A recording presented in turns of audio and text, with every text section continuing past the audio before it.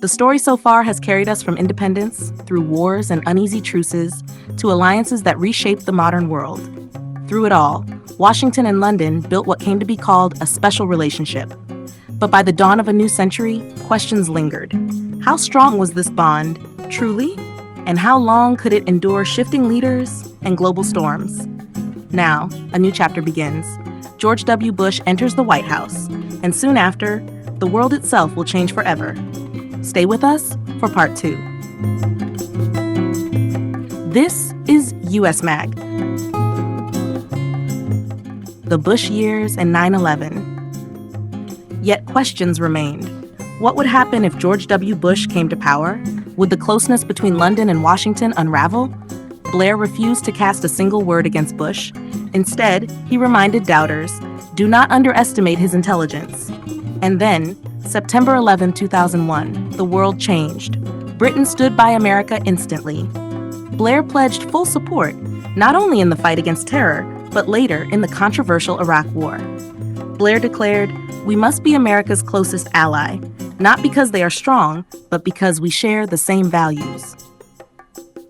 Brown, Obama, and the waning of the phrase. By 2010, with Gordon Brown in London and Barack Obama in Washington, the phrase special relationship came under scrutiny. A report from Britain's Foreign Affairs Committee warned, yes, the US and UK remain close, but constantly invoking this phrase distorts expectations, creating illusions of influence and false hopes of reward.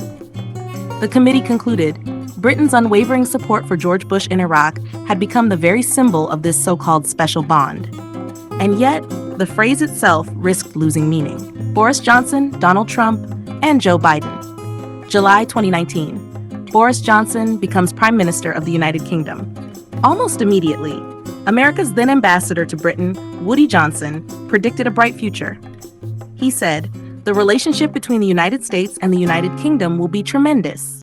Why? Because, he said, Donald Trump and Boris Johnson shared something rare, a similar style of leadership, and an instinctive drive to get things done. Trump himself welcomed Johnson's rise. He declared that Johnson would do a fantastic job, even suggesting that Boris Johnson might become Britain's very own version of Trump. The two aligned on some issues, especially Brexit.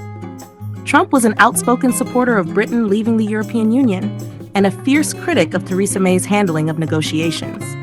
But friction was never far away. Disputes over climate change, over race, over immigration policies cast shadows on the relationship. And when leaked diplomatic cables forced Britain's ambassador in Washington, Kim Derrick, to resign, the strain deepened. Optimism amid strain, yet Woody Johnson struck an optimistic note. He said the role of diplomacy was to focus on common ground. We will face difficulties, yes, but there is no doubt we are two great nations. With optimism, we can deliver growth, freedom, and the very things the British people voted for in the referendum. That's what President Trump and Prime Minister Johnson both want. Johnson and Biden. Boris Johnson once described the US-UK partnership as a deep and meaningful bond, indestructible, unshakable, a relationship that has stood the test of time and played a vital role in safeguarding peace and prosperity across Europe and the wider world. In the years after Britain's departure from the European Union, Johnson met with President Joe Biden. Their discussions touched on many issues, but Northern Ireland remained at the heart of them. Johnson insisted the transatlantic bond could not be broken. Yet Biden, while affirming its importance, drew a line in the sand. He stated firmly that Brexit must never threaten the fragile peace in Northern Ireland. Even during his election campaign, Biden warned that any future trade deal with Britain would be conditional upon respect for the Good Friday Peace Accord. A shared heritage, for Biden, this was more than politics. It was personal. He often spoke proudly of his Irish ancestry, a legacy shared by past American presidents from John F. Kennedy to Ronald Reagan. In fact, throughout U.S. history, no fewer than 40 of America's 46 presidents trace their family roots back to the British Isles, England, Scotland, Wales, or Ireland. George Washington, Andrew Jackson, Woodrow Wilson, Jimmy Carter all had British heritage. Franklin Pierce and Chester Arthur linked their ancestry to Wales. Ulysses S. Grant and James Buchanan came from Scottish roots. And Boris Johnson himself? He was born not in London, but in New York City. By birth, he held American citizenship, which he later renounced so he could continue his political career in Britain. Donald Trump's visit to Britain. Donald Trump's visit to Britain came at a time of deep uncertainty. In London, prime ministers have changed with unusual speed, while Washington and its allies wrestle with mounting global crises. Trade tensions with China, the ongoing war in Ukraine, and Trump's own meetings with Vladimir Putin have all tested international stability. NATO remains on high alert over Russia's threats to the Baltic states, while the war in Israel and Britain's recognition of Palestine alongside other nations has further divided global diplomacy. The special relationship. For decades, the bond between Britain and the United States stood as one of the 20th century's strongest alliances. But Britain's withdrawal from the European Union and the leadership styles of different presidents and prime ministers raised fresh questions about its future. Analysts noted that the cracks, once carefully bridged by leaders like Ronald Reagan and Margaret Thatcher, had begun to show again. What had once seemed unshakable was being tested by a rapidly changing world. What exactly is this special relationship between these two nations? What makes it unique, and why has it endured, despite the challenges of modern politics and global change? Economics. The United States remains the world's largest economy, valued at more than $21 trillion, roughly a quarter of global output. Britain, though smaller, still ranks as the fifth largest, worth nearly $2.4 trillion, about 3% of the global economy. Half of Britain's trade is with Europe, yet America is still Britain's single largest trading partner, ahead of Germany, the Netherlands, France, and China. For the U.S., Britain ranks 7th, after China, Canada, Mexico, Japan, Germany, and South Korea. What makes this trade distinctive is that both nations run a surplus with each other.